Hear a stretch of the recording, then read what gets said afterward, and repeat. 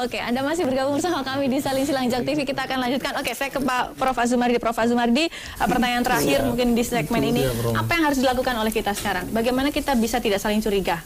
Bagaimana kemudian kita bisa beribadah dengan bebas, tapi kita juga tidak tersangkut, tidak terhanyut dengan paham-paham yang salah. Yang pertama, saya selalu optimis ya, baik di dalam maupun di luar negeri, bahwa meskipun ada kegaduhan-kegaduhan begitu itu, Islam Indonesia yang wasatiyah itu tidak akan bisa dikalahkan. Jadi, dan Indonesia itu bukan lahan yang subur untuk aksi-aksi teroris itu. Karena apa? Orang Indonesia itu pada dasarnya itu adalah orang yang selalu mencari win-win solution. Tenggang rasa, tepos liru itu.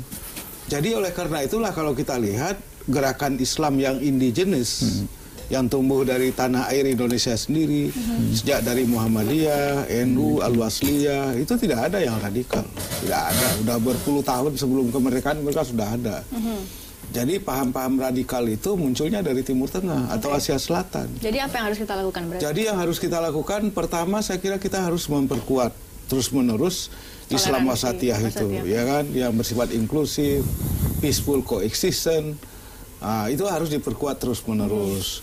Dan kemudian diperkuatnya itu dari seluruh lini, baik di rumah tangga, apalagi sekarang di Surabaya kemarin malah anak-anak ikut bunuh diri. Kalau istilahnya Prof. Irfan itu super jahiliyah, karena kalau zaman jahiliyah dulu yang dibunuh itu hanya anak perempuan, ya kan. Ini kemarin juga anak laki-laki juga dibunuh. Jadi kata saya pinjam istilahnya Prof. Irfan itu, ini super jahiliyah. Jadi kita harus mulai itu dari rumah tangga, memperkuat Islam wasatiyah itu, Islam yang toleran itu. Kemudian di sekolah. Nah di sekolah ini saya sekali lagi menghimbau kepada Kementerian Agama, Kemendikbud, kemudian Kemendikbudristek, kasihlah dosen-dosen, guru-guru itu semacam simposium lokakarya mengenai keindonesiaan, ya, keagamaan dan keindonesiaan. Karena udah bertahun-tahun kita mengundang, saya tanya kemarin di sebuah diklat ya kementerian, udah bertahun-tahun mereka bekerja, tidak pernah itu ada dialog, ada simposium mengenai keislaman keindonesiaan misalnya. Padahal kita tahu dalam berbagai penelitian sumber radikalisme itu adalah juga dari dosen dan guru. Saya anak saya itu sering dapat itu di HP-nya itu oleh gurunya atau dosennya itu paham-paham yang nggak masuk akal itu. Nah syukur si anak-anak saya ini konsultasi ke saya gitu, sehingga saya bisa tangkis dengan argumen yang menyeluruh lah. Jadi ini dari berbagai lini. Yang terakhir ini Mbak Ratna, saya kira lingkungan masyarakat yang lebih luas, terutama rumah-rumah ibadah. Di Indonesia itu surga betul untuk berdakwah. Ceramah nggak perlu surat izin.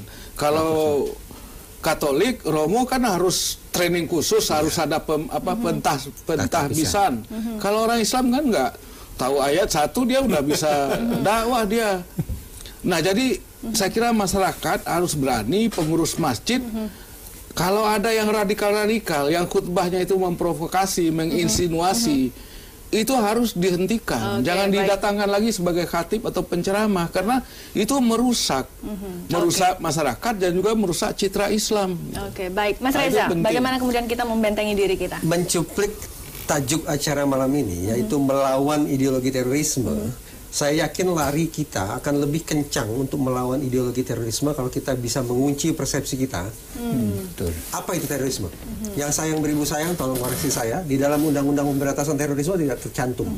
Dan sepengetahuan saya yang terbatas ini, justru itulah salah satu poin yang alot. Mengapa kemudian revisi ini belum kunjung juga mencapai titik akhirnya. Terkait dengan definisi, saya sungguh-sungguh tercerahkan oleh yang diutarakan oleh Profesor Irfan dari BNPT yang mengatakan bahwa teroris ternyata tidak melulu terasosiasi dengan agama tapi juga teroris, separatisme. Agenda besarnya, mari kita samakan persepsi dengan mengacu apa yang diutarakan oleh Profesor Irfan. Sungguh-sungguh saya berharap bahwa kemudian terorisme yang terasosiasi dengan agama dan terorisme separatisme tidak secara diskriminatif kemudian disikapi secara berbeda. kunci di dalam undang-undang pemberantasan terorisme. Oke, baik, terima kasih Mas Reza. Nah, Prof. Irfan, singkat saja apa yang bisa dilakukan untuk masyarakat untuk menangkal terorisme? Iya, merujuk ungkapan Prof. Azumardi, bahwasanya kita ini adalah kelompok mayoritas, terlalu besar untuk dikalahkan. Dan jangan sampai kalah. Jangan sampai kalah, tetapi kalau kita tidak speak up, silent majority ini harus berubah diri menjadi speak up. Semua berbicara, karena kalau kita lihat jumlah narapidana teroris yang ada dalam lapas itu 113 lapas yang berisi 432 narapidana teroris, itu tidak signifikan jumlahnya, sedikit sekali. Tetapi dia small group big plan, karena silent majority ini yang tidak membuat arus yang besar untuk melawan, bahwasanya ini tidak ada kaitannya sama sekali dengan. Baik, sehingga saja Romo, apa yang harus bisa dilakukan masyarakat sekarang, Romo? Pertama ya, masyarakat jangan takut, jangan khawatir, tapi secara aktif. Bahwa persoalan terorisme itu persoalan bersama. Dan kita juga harus menghadapi secara bersama-sama. Sehingga komitmen para tokoh lintas agama di Istiqlal yang tadi pagi, itu menurut saya adalah suatu tanda bahwa ini masalah kita bersama, kita hadapi bersama. Dan tidak boleh saling curiga. Dan saya yakin kok Indonesia ini bisa ngatasi kok. Baik, karena di Indonesia ini kita melihat relasi hubungan antar agama itu luar biasa baiknya. Oke, baik, itu harus kita akui sebenarnya. Baik, kita harus akhiri diskusi kita malam ini. Selamat malam saudara, terima kasih sudah menyaksikan Saling Silang. Selamat malam, sampai jumpa.